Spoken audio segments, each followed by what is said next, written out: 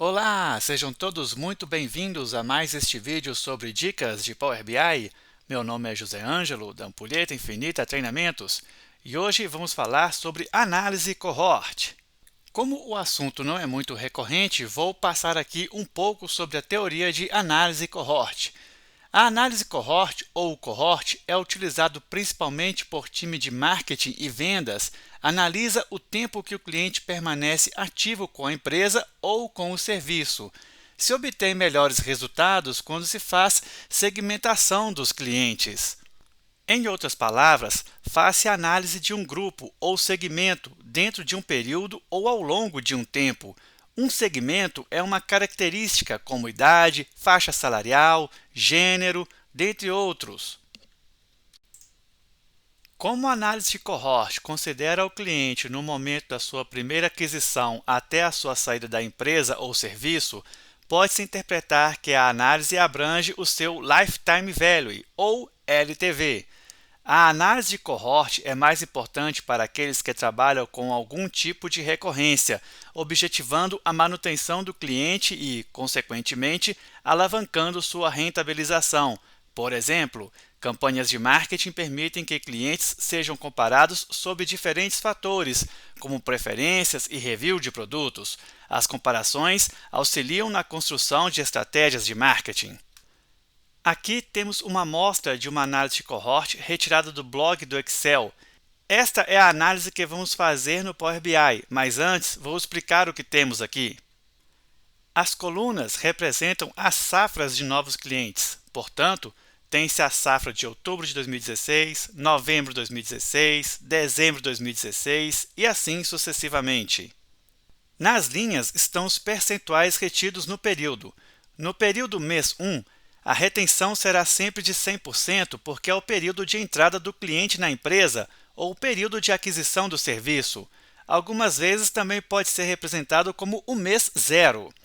Observem que para a primeira safra, a de outubro de 2016, até o mês 8, tem-se 100% de retenção. A partir do mês 9, começa a evasão de clientes. A parte em branco é onde não se tem análises, pois, como temos uma linha do tempo, a quantidade de dados no período interpretado é decrescente. Vejam acima, o último mês analisado é de setembro de 2017. A coluna média é uma média simples de cada linha. A coluna crescimento mostra a evolução ou involução ao longo das linhas. Esta é a análise cohort que nós vamos construir. Aqui à esquerda nós temos as categorias e aqui no final nós temos os períodos, os anos que nós vamos utilizar. Aqui estamos com o ano de 2012, temos essa representação, e o ano que melhor se assemelha com o que foi apresentado até aqui é o ano de 2013. A base de dados que estamos utilizando é da Adventure Works, portanto, nós não temos muitos dados em 2010 e em 2014 e também em 2011, por isso que os melhores anos para se ter alguma análise são os anos de 2012 e de 2013.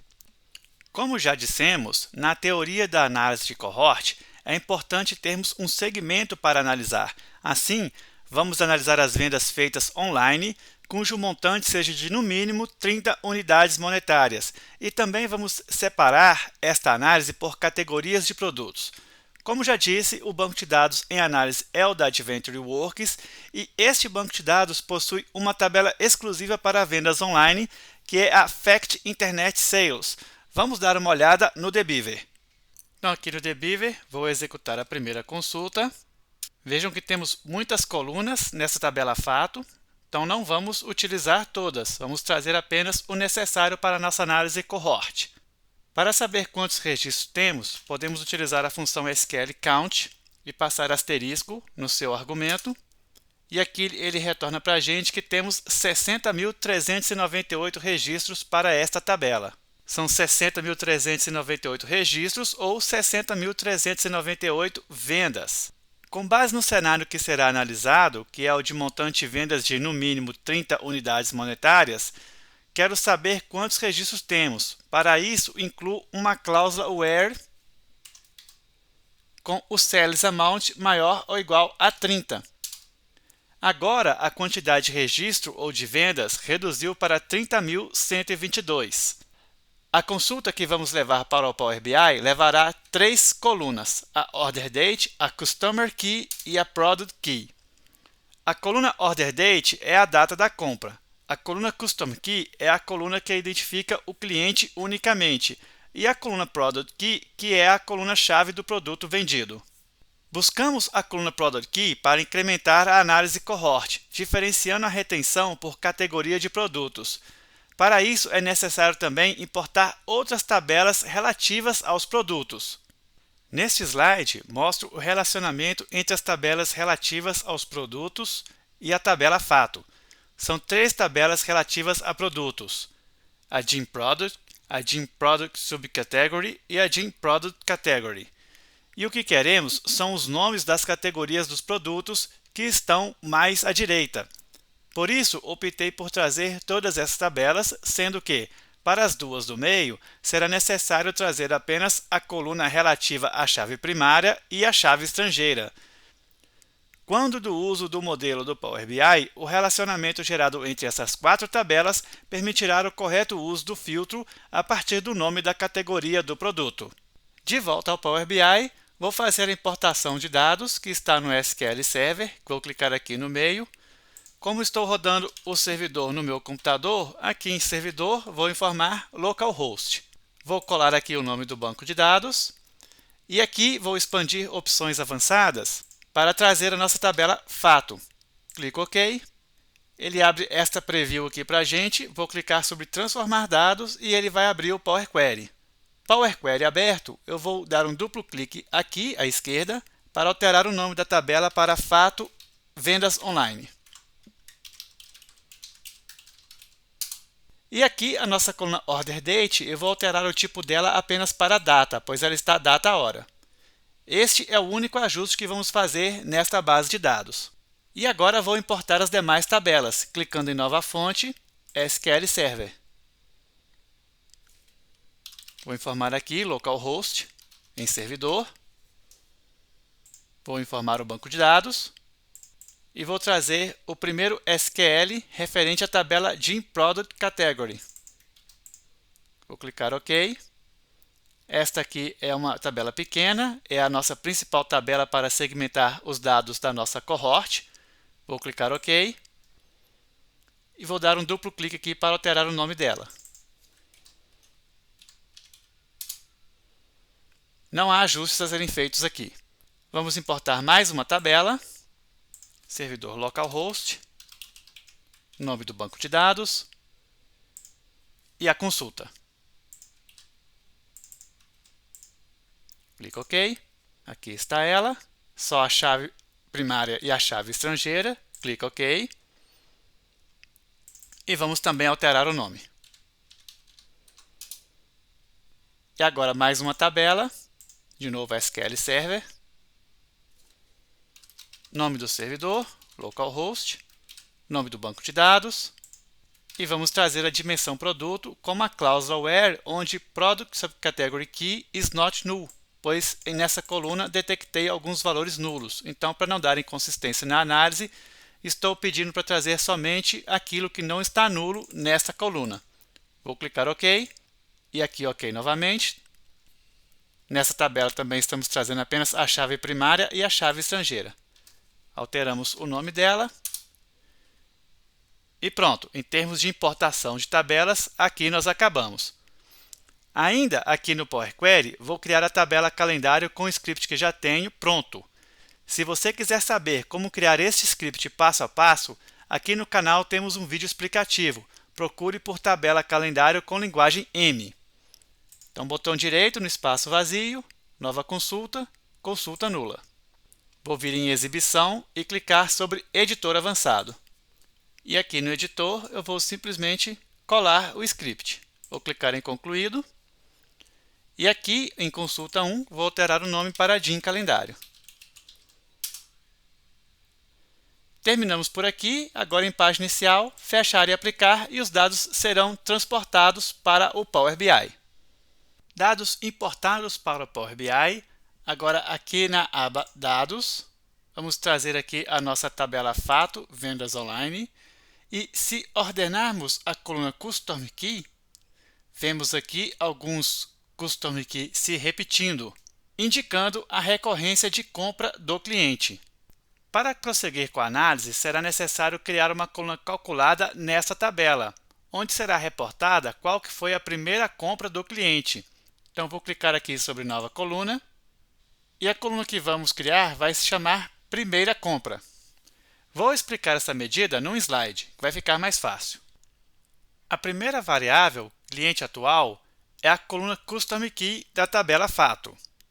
A segunda é o valor que será informado na coluna que está se criando aqui.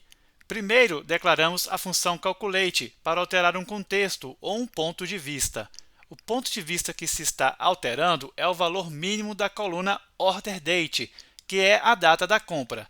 Afirmo que é o valor mínimo por causa da cláusula min, ou função min, aqui do lado do nome da coluna. Envolvendo a função min, de mínimo, tem-se a função IOMonth, significa End of Month, ou fim do mês. Esta função retorna o último dia do mês após uma quantidade de períodos.